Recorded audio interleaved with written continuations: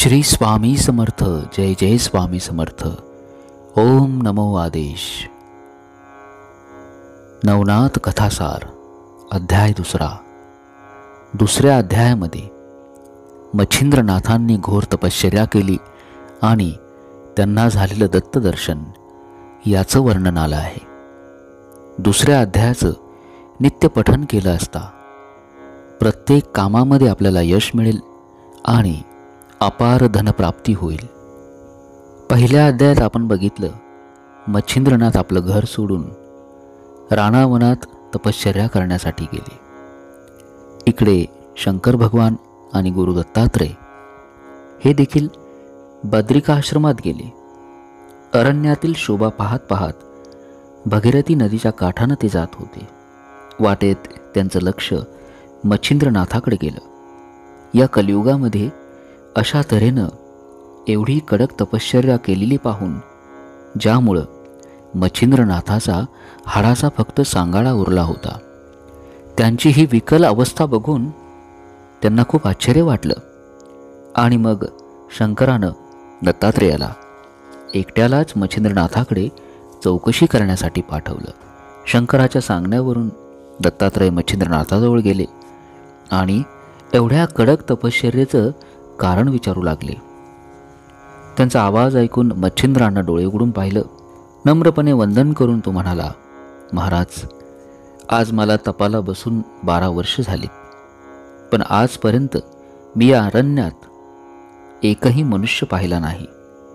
असं असताना आपण आज मला इथे एकाएकी विचारत आहात, तेव्हा प्रथम तुम्ही कोण आहात ते मला सांगा. ज्या अर्थी आपलं दर्शन झालं आहे त्या अर्थी आपणच माझी मनोकामना पूर्ण कराल. हे ऐकून दत्तात्रय म्हणाले, मी अत्री ऋषिक पुत्र आहे, मला दत्तात्रय म्हणतात.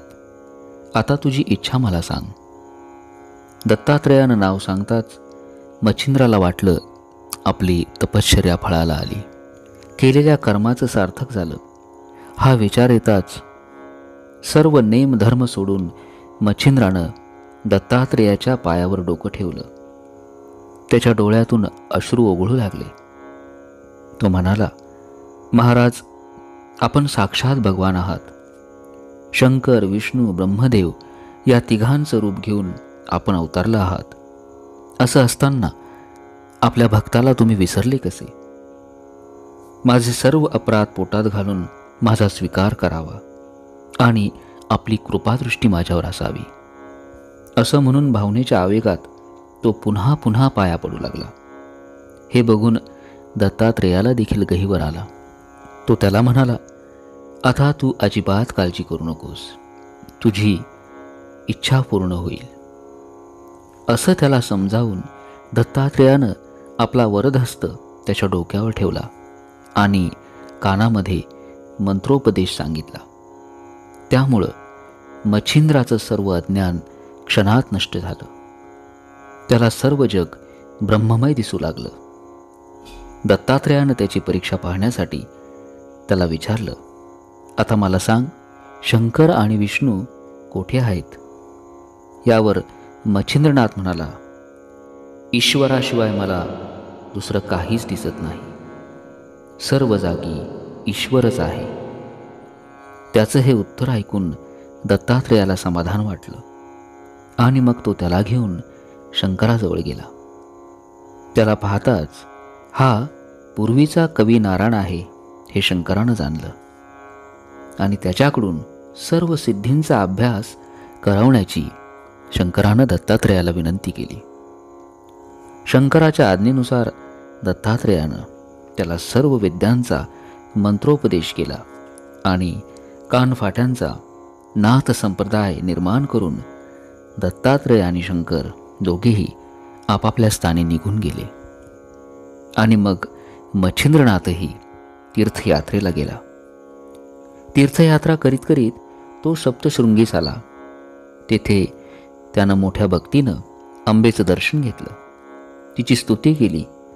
त्यावेळी त्याच्या मनात आलं, साबरी विद्या आपल्याला पूर्ण अवगत झाल्यावर त्यावरती कविता करावी. या कवित्वामुळं लोकांना खूप फायदा होईल असं त्याला वाटलं.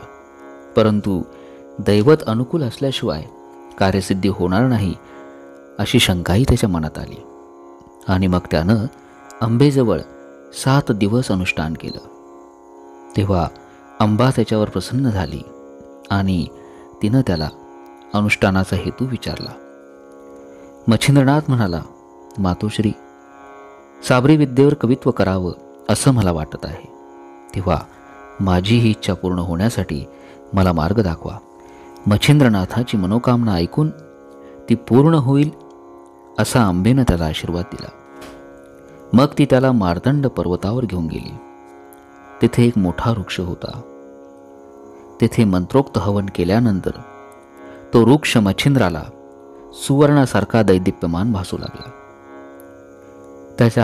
त्या झाडाच्या फांद्यांवर अनेक दैवते बसलेली त्याला दिसली.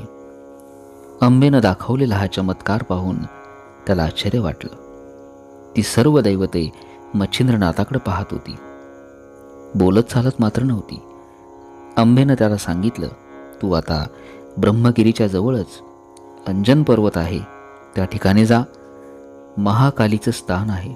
तिला, भगवतीला मनोभावे नमस्कार कर. तेथून दक्षिणेकडे असलेल्या नदीवर जा.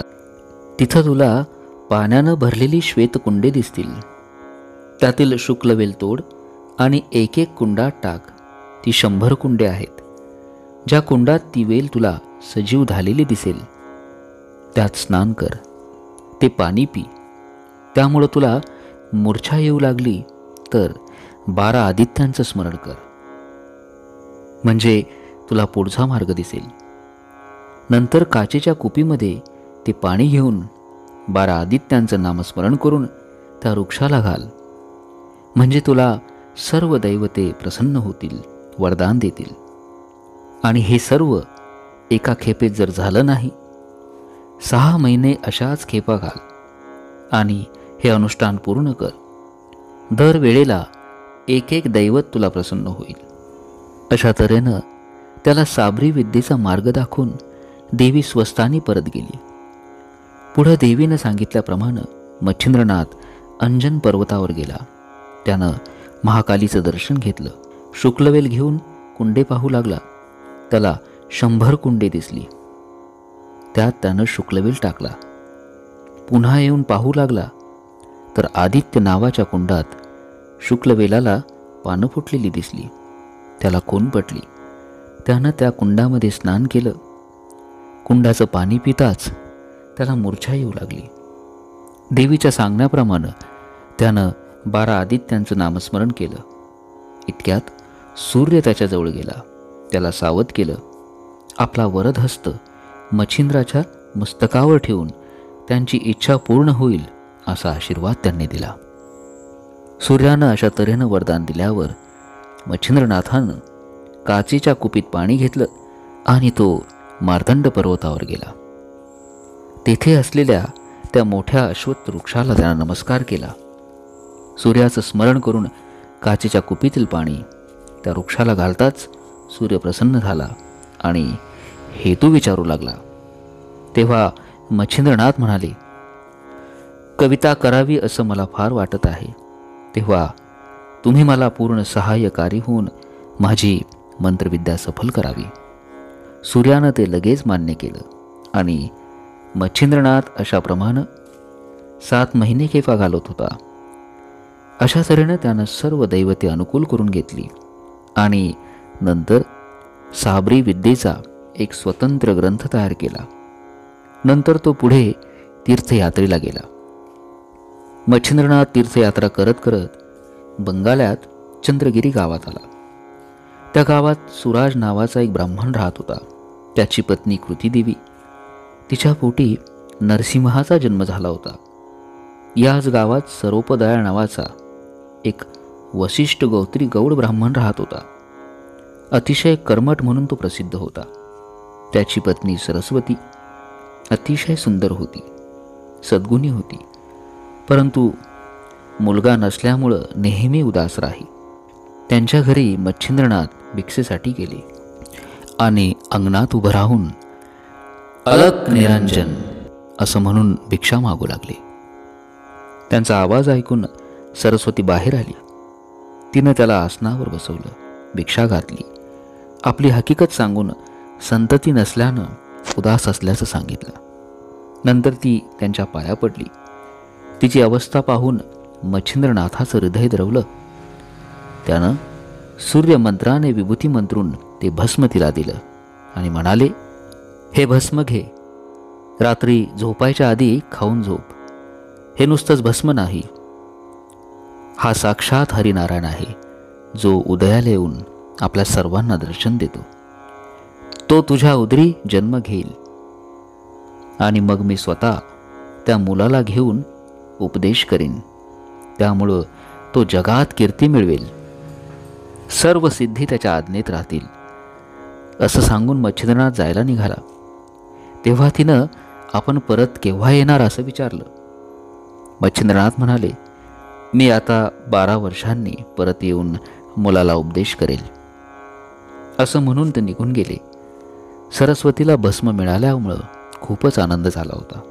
तिनं ती राख जपून आपल्या पदराला बांधली आणि आनंदातच शेजारणीकडे बसायला गेली. तिथं दुसऱ्याही 5-6 बायका जमल्या होत्या. गप्पा रंगात आल्या होत्या. सरस्वतीनं नुकतीच घडलेली हकीकत त्या सर्वांना सांगितली. त्यावर सरस्वती म्हणाली, त्या गोसाव्यानं सांगितल्याप्रमाणे खरंच भस्म खाल्ल्यावर मला मुलगा होईल काय? तिचा हा प्रश्न ऐकून सगळ्यांनी तिला वेड्यात काढलं. एकजण म्हणाली, अगं, असल्या धुळीने कुठं पोरं होतात? अशी कशी तू त्याच्या नादी लागलीस? आम्हाला तुझं लक्षण काही ठीक दिसत नाही. अशा तऱ्हेनं त्या सर्व जणींनी तिच्या मनात शंका उत्पन्न केल्यामुळं ती चक्रावून गेली आणि घरी आल्यावर घराजवळ केर, कचरा, शेण वगैरे टाकायचा जो उकिरडा होता, त्या उकिरड्यामध्ये काहीही विचार न करता तिने मच्छिंद्रनाथाने दिलेलं भस्म त्या उकिरड्यात टाकून दिलं. श्री नवनाथ कथासार अध्याय 2 समाप्त. श्री स्वामी समर्थ. श्री गुरुदेव दत्त. ओम श्री चैतन्य गौरक्षाय नमः. ओम नमो आदेश.